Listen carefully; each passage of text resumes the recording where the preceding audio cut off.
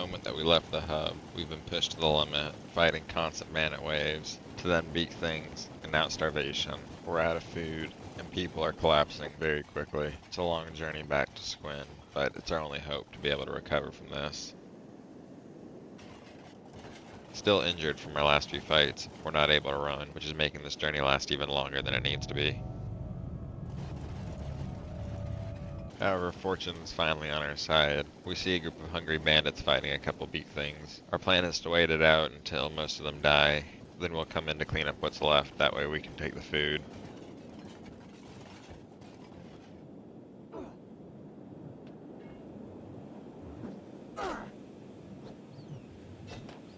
As expected, it appears that the beak things are slaughtering the bandits. Hopefully though, they'll be able to whittle down the beak things' health enough for us to be able to kill them.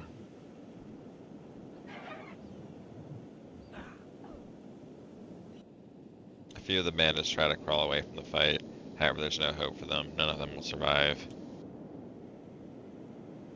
Surprisingly enough though, they managed to bring down one of the beak things, but at the cost of many of their men. Some of the bandits notice us, and with a sudden burst of confidence, many of them break away to start attacking us. The fight is on. Hungry bandits pose little threat to us now though, and we wipe them out fairly easily. It's impressive enough that they even managed to take out the beak things. They should really quit while they're ahead.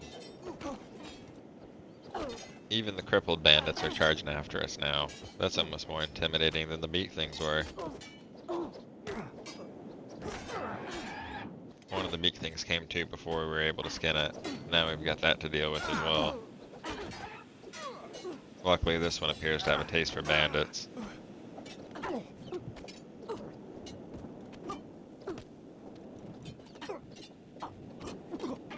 We finally managed to win the fight, where we immediately then skin the beak things and cook the meat up immediately. As well, we provide first aid to all those who have fallen, and we rest for about another day while the injuries heal, before we're able to carry on once again.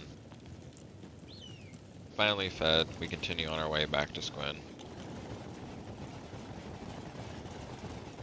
It's a long journey, we just hope that we can get there without any more attacks. And without us running out of food again. We weren't able to fully feed ourselves earlier, we just prevented ourselves from starvation.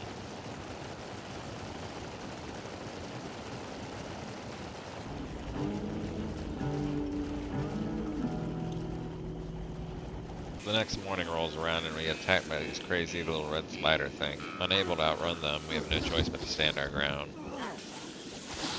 Thankfully they seem pretty weak and we take them out without too much effort.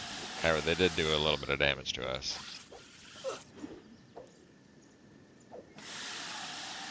After patching our wounds, we head out immediately. There's no time to spare with our hunger the way it is. We're more than halfway out of the swamp at this point, and then it's only a short journey to Squin. Once we finally get there, we plan to go straight to the bar and rob them for all the food they have, and then sleep in the beds for probably a day and a half. At this point though, we're starving and exhausting.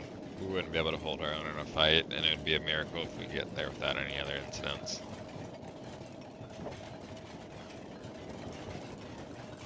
Out of nowhere, a dust bandit starts swinging on us. It only appears to be two of them though, so even in our weakened state, we should be able to survive this.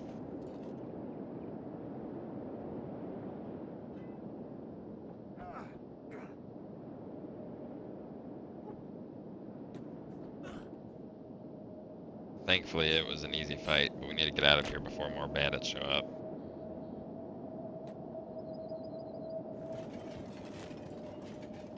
The wasteland provides for us once again, and we see a pack of Gare running straight at us. This will be more than enough food to last us until we get to Squin.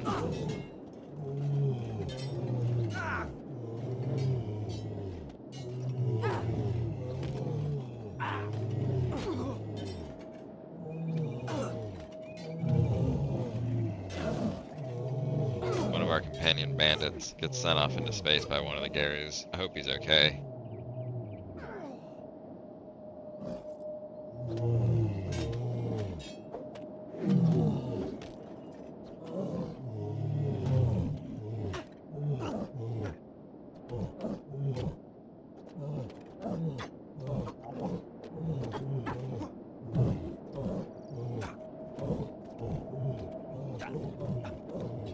The beasts are eventually slain. We then set up camp and immediately skin them. It looks like meat's back on the menu, boys.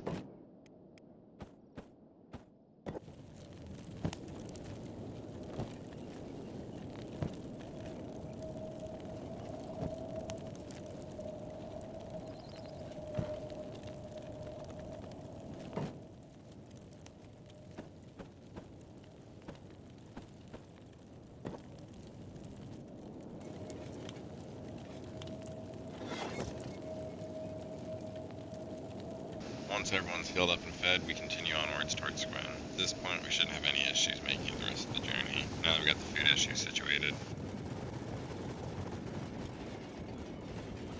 Just as we approach the gates of Squin, one of our companions collapses again. It's fine though, at this point we're safe. We've made it to a city. We'll be able to restock all of our supplies and make a new plan from there.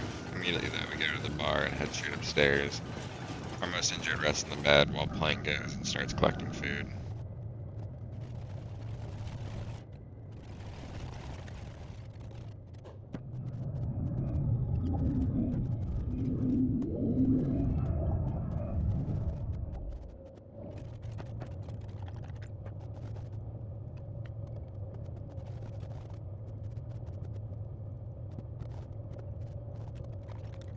While Plank is working to acquire some food for everybody, a group of slave mongers roll into town and start noticing that we're wearing some of their armor. Noticing that we're not actually slave mongers, they immediately start attacking us. However, being the freedom fighters, we have to put a stop to them, and we don't back down.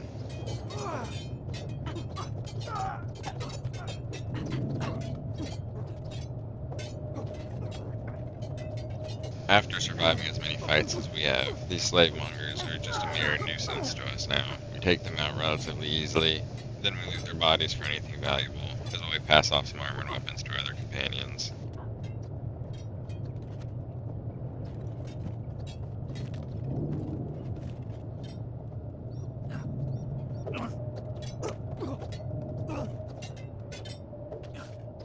Once the fight's over, we move back into the bar. Healing is still our priority at the moment, and we're able to rent the beds here.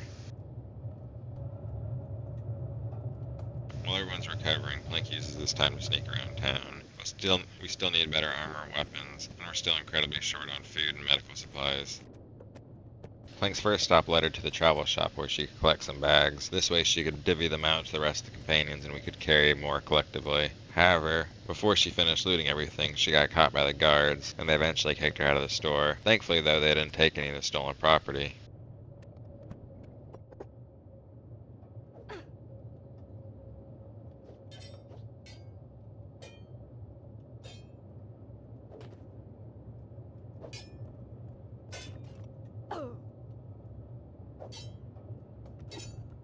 Plank was holding her own really well until the additional guards came.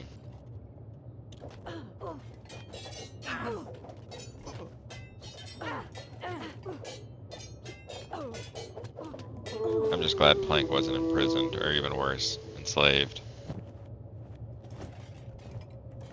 She still had to face the shame though of being thrown out like trash onto the street.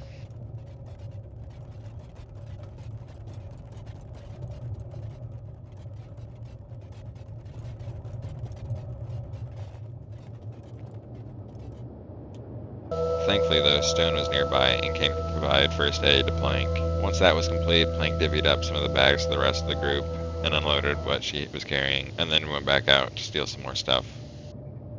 The next shop on Plank's list was the weapons store. With there being even more dangerous threats than bandits out in Shem, we need the best quality weapons we can find.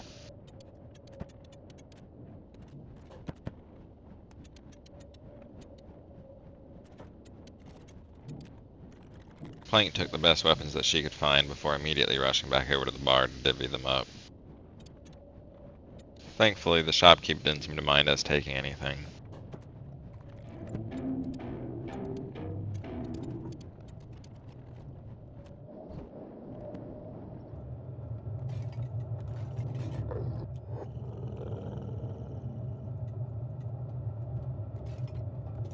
They're still stolen weapons though, so we can't openly distribute them. We have to hide in the bar and then slowly pass them out. After everybody geared up with their new weapons, we begin making our way out of Squin. And this is where I'll end things off for today. We managed to safely get out of Shem, but we did build a foundation for Burntopia. As well, we got some new weapons and restocked up on a lot of our needed supplies. Next time, will we head back directly to Shem, or will we go back to the hub? Find out what happens next time in Burn's story. Additionally, please remember to like, comment, subscribe, and thank you for watching.